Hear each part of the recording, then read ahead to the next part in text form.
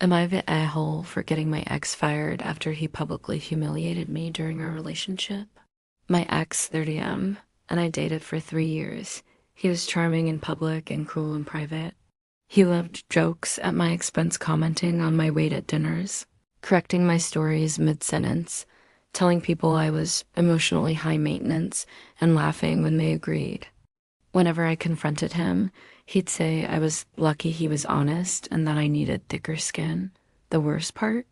He worked at the same company as me, but in a higher position.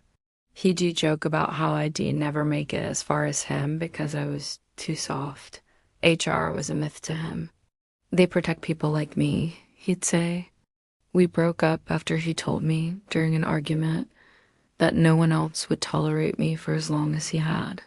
6 months later, I was doing better. New apartment, therapy, confidence slowly coming back. Then a former coworker invited me to a work-related networking event. I went, and there he was, louder than ever, holding court, making jokes. And then he saw me.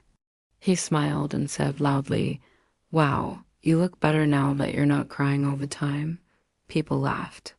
I froze. He added, "See? I told you I was good for you." That night, I went home shaking. Here's the controversial part. I didn't confront him. I didn't post online. I compiled emails, Slack messages, performance reviews where he'd written emotionally unstable as feedback, screenshots of messages he'd sent me during work hours, mocking me before meetings. I sent everything to HR, calmly, factually. An investigation followed. Last week, he was fired. Now people are furious at me. Mutual friends say I should have let it go, that I waited too long, that I ruined his career over hurt feelings. He messaged me, calling me vindictive, saying I proved I was exactly who he said I was.